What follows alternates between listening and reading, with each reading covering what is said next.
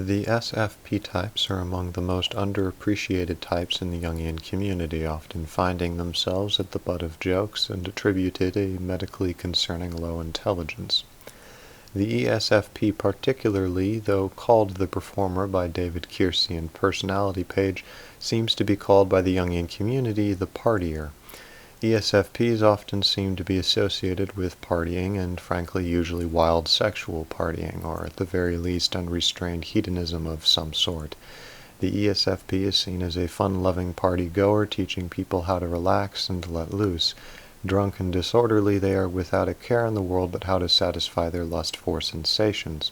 They are considered, essentially, as happy-go-lucky, people-loving ESTPs, or else short-sighted, uneducated, hedonistic ENFPs.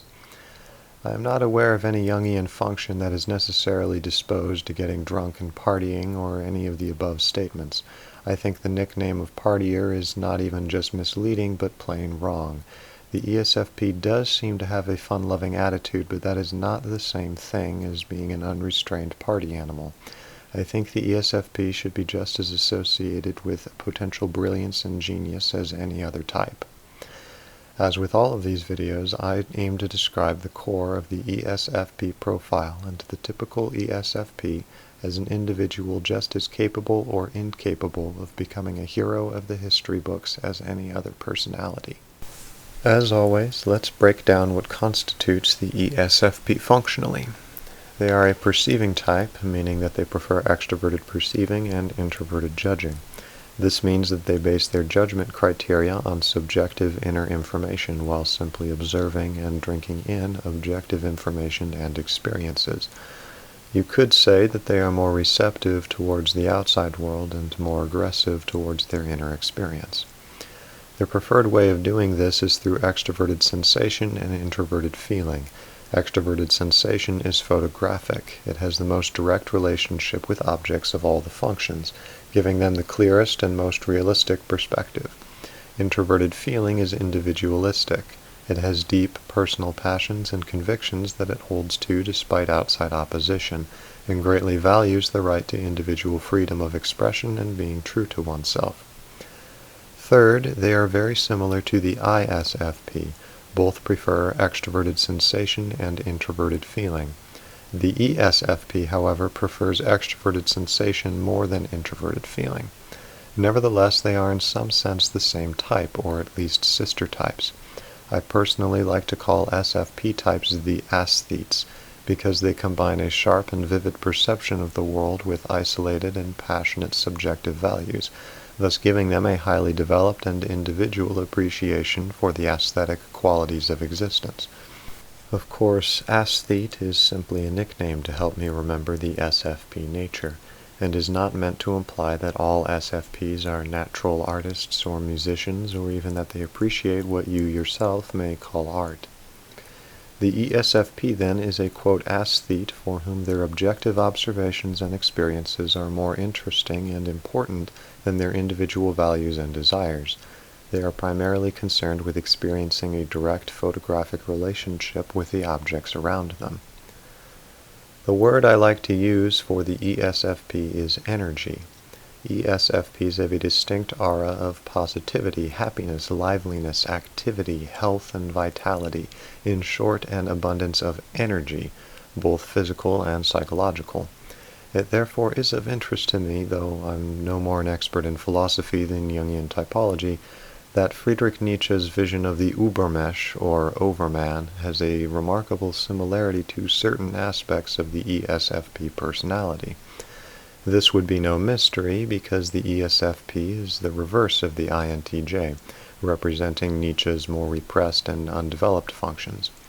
Nietzsche, at least as I understand it, believed the Übermensch represented an individual who had a Dionysian relationship with life and the world.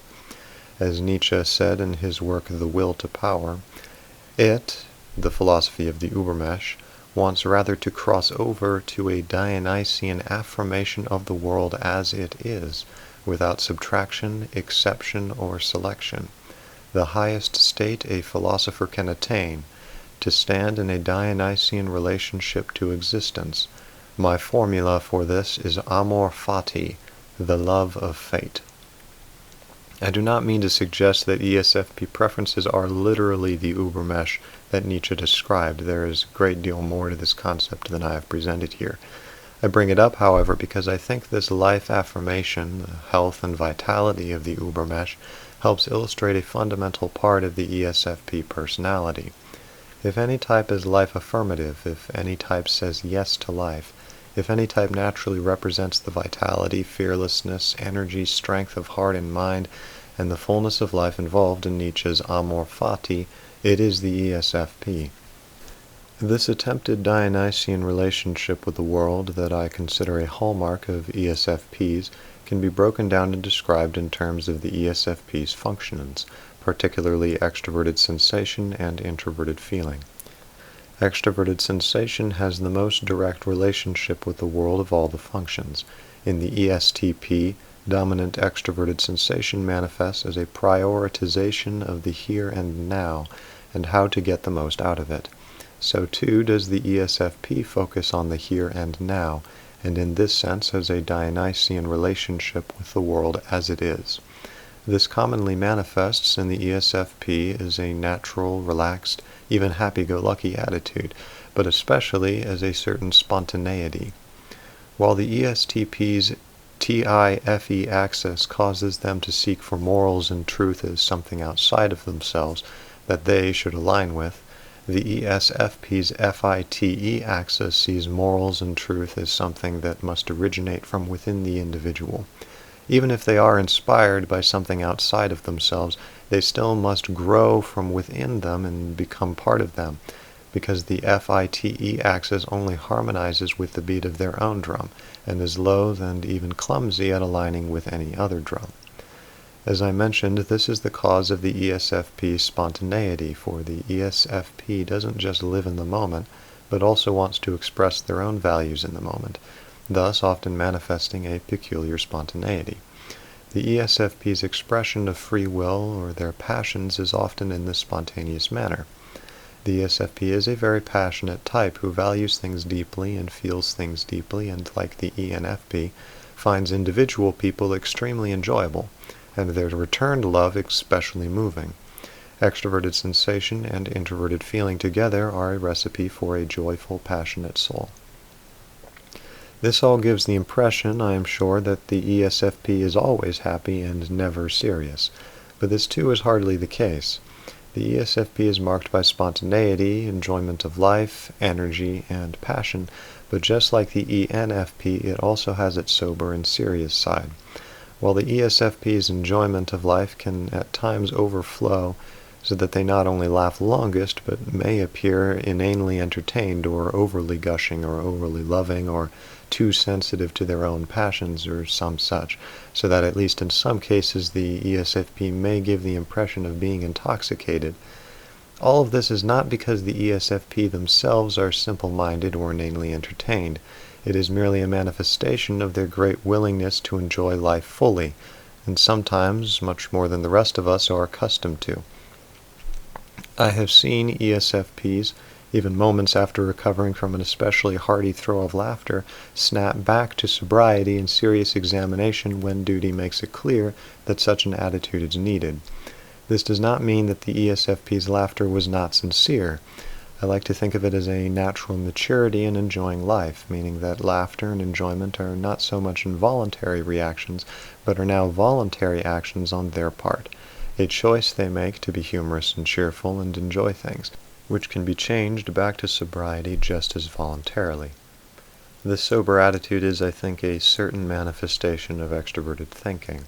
Not that extroverted thinking necessitates a serious attitude, but I think the fact that it is unrepressed gives the ESFP a certain edge when it comes to serious things.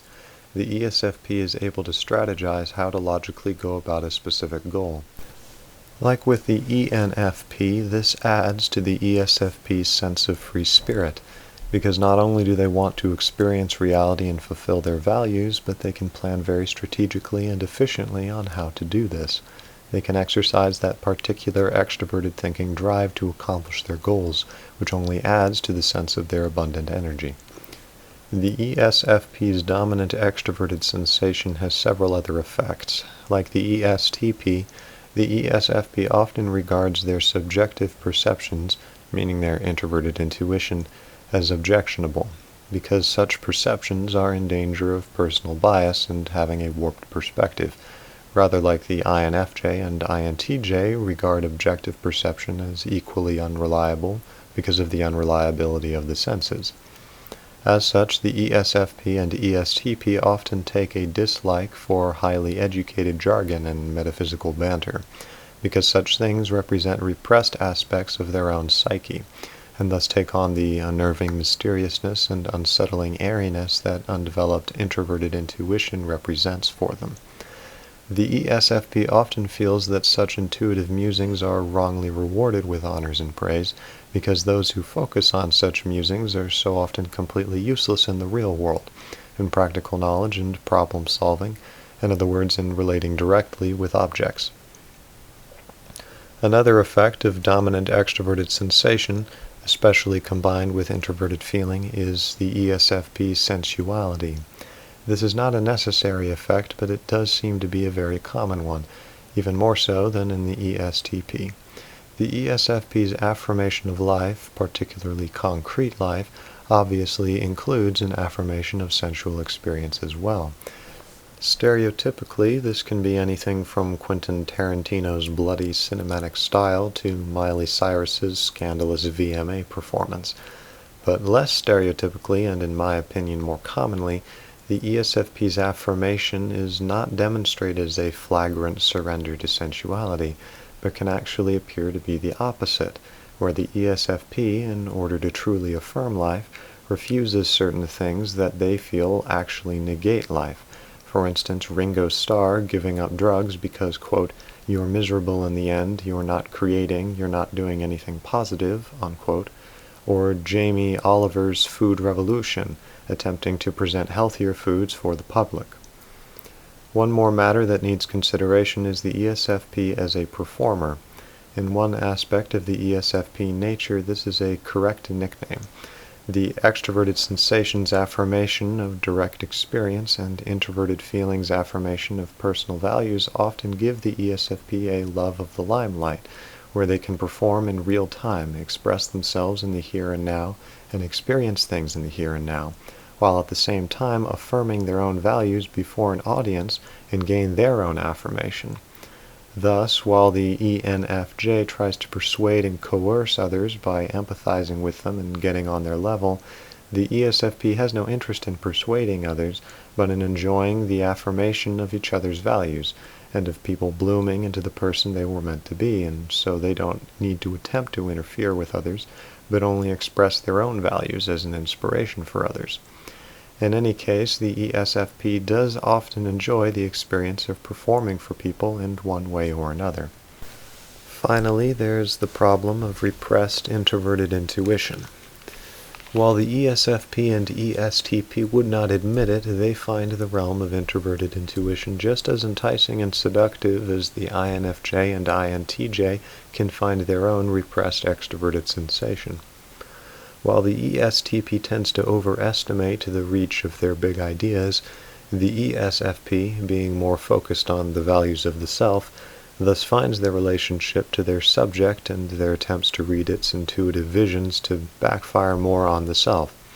By this I mean that the ESFP may experience paranoid thoughts or foggy intuitions concerning their relationship with the world that are less than comforting, hunches that people are out to get the ESFP or that something strange and unprecedented is about to rear its ugly head in their life, which comes with the convincingness of any intuition.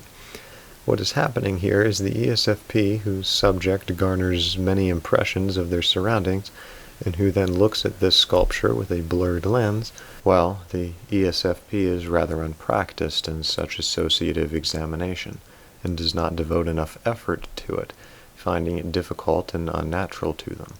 So the intuitions they do have are often misinterpretations of their impressions, linking things together that aren't really so strongly linked, or seeing grand overarching patterns where there really aren't any. This difficulty very often manifests as paranoid thoughts. So, in summary, the ESFP has great energy, saying yes to life and trying to enjoy it as fully as possible. This often makes them spontaneous, passionate, free-spirited, and happy-go-lucky, inspiring positivity and strength in others. Although they may cross over into frivolity, they are not simple-minded, but can demonstrate a sober, serious side as needed, and have a powerful, extroverted thinking drive to target and accomplish their goals. They also repress introverted intuition, which can result in discomforting, paranoid thoughts that come with intuitive certainty.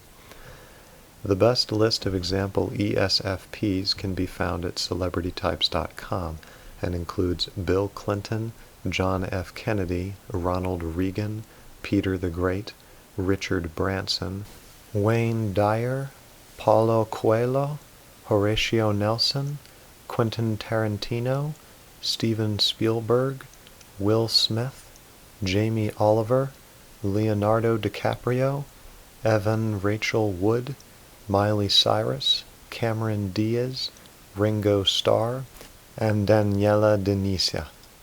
Thanks for watching, and for all the ESFPs out there, thanks for your positivity and teaching us how to say yes to life.